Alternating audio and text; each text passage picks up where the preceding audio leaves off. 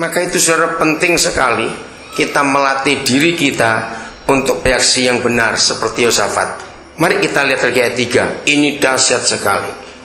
Yosafat menjadi takut. Semua kita pernah mengalami itu. Ayo baca sama-sama sikapnya. 1, 2, 3. Lalu mengambil keputusan untuk mencari Yahweh. Ya, stop dulu sampai situ. Nah, keputusannya ini yang menentukan. Setiap kali masalah datang dalam hidup kita, keputusan kita itu apa? Ya, lagi sekali, keputusan kita itu apa? Kita harus mikir. Karena keputusan kita itu yang menentukan kita akan kalah atau menang dalam hidup ini. Nah, seringkali keputusan kita reaksinya, istilah orang Papua, sumbu pendek. Tahu sumbu pendek? Cepat meledak. Kalau orang Jawa sumbunya kepanjangan. Karena reaksi kita menghadapi satu masalah itu yang sangat menentukan kita akan jadi apa. Yosafat sikapnya, reaksinya luar biasa, mengambil keputusan mencari Tuhan. Kalau semua kita dalam setiap masalah yang kita hadapi bisa seperti ini, wah, luar biasa. Saya senang ketika suatu hari Roh Kudus mengajar saya kalimat ini. Ya, saya ingin bagikan ini kepada saudara. Di balik fakta itu ada fakta lagi. Ngerti nggak? Coba yang lain merenung. Di balik fakta itu masih ada fakta lagi. Ya atau tidak? Kalau ya, apa contohnya? Ya apa?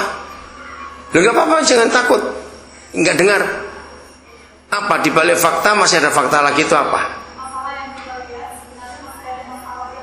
Iya, masalah yang kita lihat sebetulnya masih ada masalah yang lebih lagi.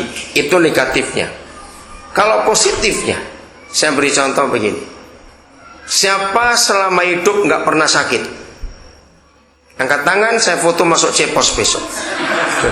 Ayo, ada yang nggak pernah sakit selama hidup? Sama jawab, ada yang nggak pernah sakit? Segemuk kamu pun pernah sakit tidak? Oh, pernah. Jangan marah.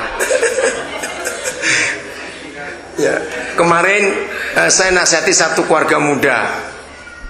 Anak keduanya baru lahir, anak pertamanya baru 3 tahun. Nah, dalam berita itu dibilang, saya sedih. Kenapa anak kami kedua itu kok nggak suka makan seperti kakaknya, dan seumur adiknya ini dulu kakak itu sudah gendut sekali. Terus saya bilang pada dia, anak sehat itu nggak tergantung suka makan atau tidak, gendut atau kurus. Ya, karena konsep yang salah. Banyak orang berkata kalau gemuk itu sehat.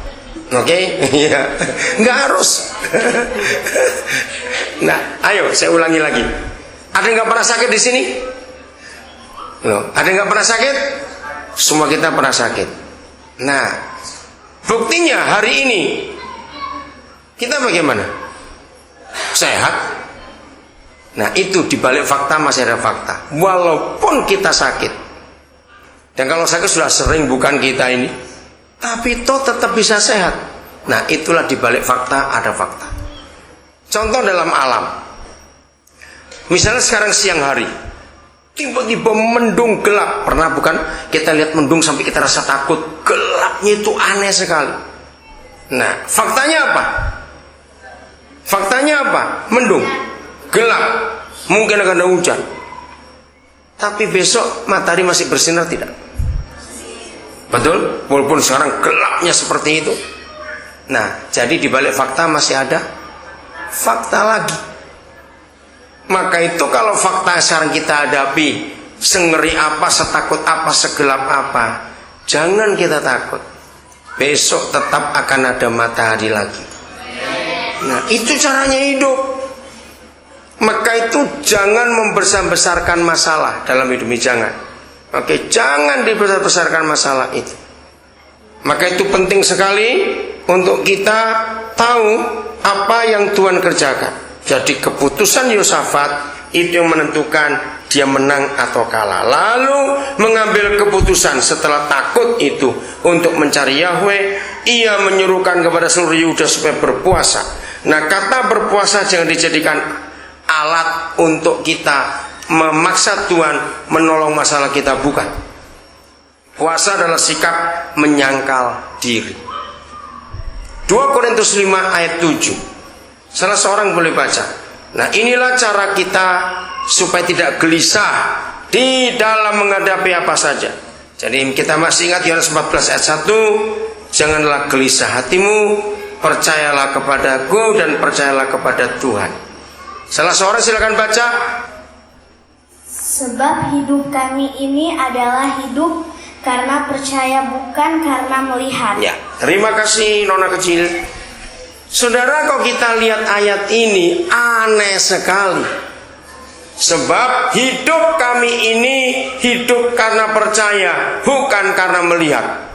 Nah, pertanyaannya, kalau gitu ngapain Tuhan ciptakan mata? Loh, betul nggak? Untuk apa diciptakan mata kalau gitu? Hidup ini karena percaya, bukan karena melihat. Ayat ini sungguh luar biasa. Jadi kalau saudara ingin tanya bagaimana saya bisa bertahan sampai hari ini, ya, Juli bulan yang lalu kita semua mensyukuri 15 tahun pelayanan pendidikan di Papua dari Yayasan Pesat itu.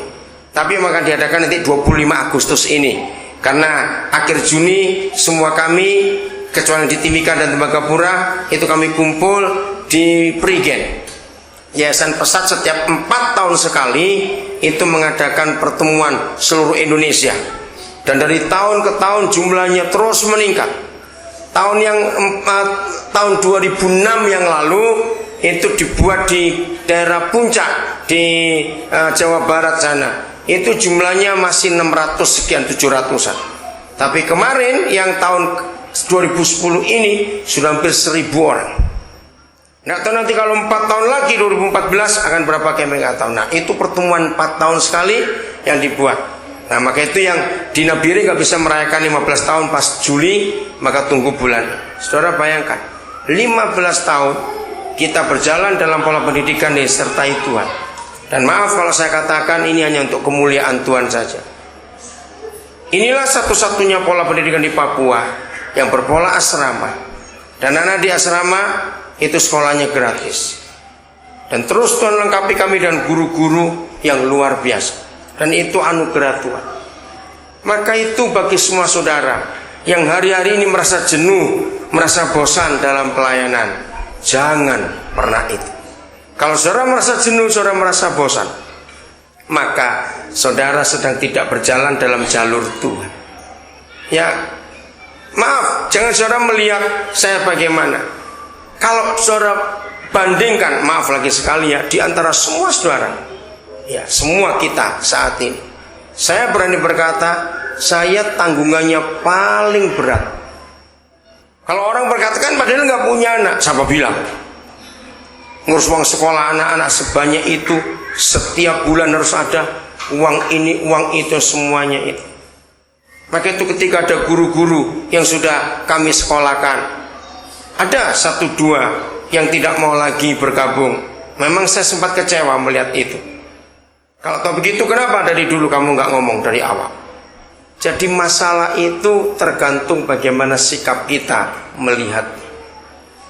Kalau kita mau sungguh-sungguh berjalan dengan Tuhan, itu sungguh luar biasa. Dan kami Yayasan Pesat nggak makin mundur, tapi makin maju, terus makin maju. Dan kami akan terus berjuang, kita semua akan terus berjuang sampai Yesus datang nanti untuk menyatakan pendidikan buat tanah ini dan daerah-daerah lain yang masih tertinggal di Indonesia ini. Maka itu belajar untuk bisa berkata di balik fakta masih ada fakta. Nah, ini ayatnya. Hidup ini karena percaya, bukan karena melihat. Sekarang saya tanya kepada saudara, ada manusia, dan itu ada di sekitar kita, yang sangat gampang dan mudah menggenapi 2 Korintus 5 ayat 7. Manusia siapa mereka itu? Siapa? Orang buta? Bukan. Siapa mereka itu? Ada di antara kita. Ayo, anak-anak Betul, anak-anak itu adalah makhluk yang sangat tepat mengenapi ayat itu.